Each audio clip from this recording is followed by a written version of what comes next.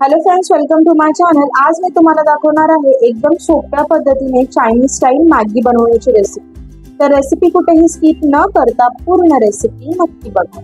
Chinese style Maggi बनवण्यासाठी एका कढईमध्ये इथे मी 2.5 ग्लास पाणी घेतलेले आहे।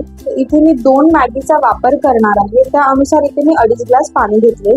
त्याच्यामध्ये 1 चमचा तेल टाकून कढईवरती झाकण ठेवून पाण्याला छान उकळी येऊन दिली। पाण्याला खळखळून उकळ आल्यानंतर त्याच्यामध्ये मी 2 मॅगी टाकलेल्या आहेत। गॅसची फ्लेम हाय ठेवून मॅगीला पूर्ण 1.5 मिनिट आपल्याला या पाण्यामध्ये बॉईल करून घ्यायचे आहे। मॅगी थोडी कच्ची पक्की असतानाच मी याला एका चाळणीमध्ये चाळून ह्याच्यातलं सर्व पाणी काढून घेतलं आणि 5 मिनिटं ह्याला पंख्याखाली सुकवून घेतलं। तर पुढे त्याच कढईमध्ये 2 चमचे तेल तापवून घेतलं। गॅसची फ्लेम इथे मी हायच ठेवली आणि ह्या तेलामध्ये 1 चमचा बारीक चिरलेले लसूण, 1 चमचा बारीक चिरलेले अद्रक टाकून याला गोल्डन ब्राऊन होईपर्यंत सॉते करून घेतलं। आता तेलामध्ये एक मोठ्या आकाराचा बारीक चिरलेला कांदा टाकून कांद्याला सुद्धा ट्रान्सल्युशन होईपर्यंत सॉते करून घेतलं। कांदा सॉते झाल्यानंतर इथे मी एक टोमॅटोला बारीक चिरून टाकले आणि त्याला सुद्धा सॉते करून घेतलं। 1-2 मिनिटे टोमॅटो फ्राय झाल्यानंतर कांदा टोमॅटोमध्ये इथे मी चवीनुसार मीठ टाकले।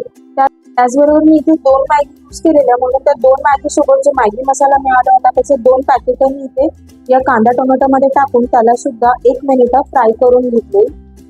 या मॅगीमध्ये एक महत्वाची टिप अशी की मीठ जे आहे ते चवीनुसार थोडंसं कमीच टाकायचं, कारण की मॅगी मसाल्यामध्ये ऑलरेडी मिठाचं प्रमाण थोडं जास्त असल्यामुळे ते खारट बनू शकतं, म्हणून अंदाजे मीठ थोडं कमीच वापरायचं।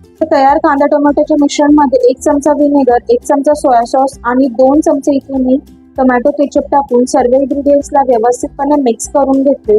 किमान 1 मिनिट ह्या इंग्रेडियंट्सला हाय फ्लेमवरती आपल्याला मिक्स करून घ्यायचे आहे। इथे मी रेड चिली सॉस यूज केला नव्हता, त्यामुळे अर्धा चमचा इथे मी रेड चिली पावडर टाकलेला आहे आणि सर्व इंग्रेडियंट्सला व्यवस्थितपणे पुन्हा एकदा 1 मिनिट फ्राय करून घेतले। आणि हा जो मॅगीचा चायनीज सॉस आहे तो इथे रेडी झाला। मग मी त्याच्यामध्ये उकडलेली मॅगी टाकली। गॅसची फ्लेम मीडियम करून सर्व मॅगीला या सॉसमध्ये मिक्स करून घेतले आणि 1 ते 2 मिनिटं मीडियम फ्लेमवरती ह्या मॅगीला असेच परतवून घेतले।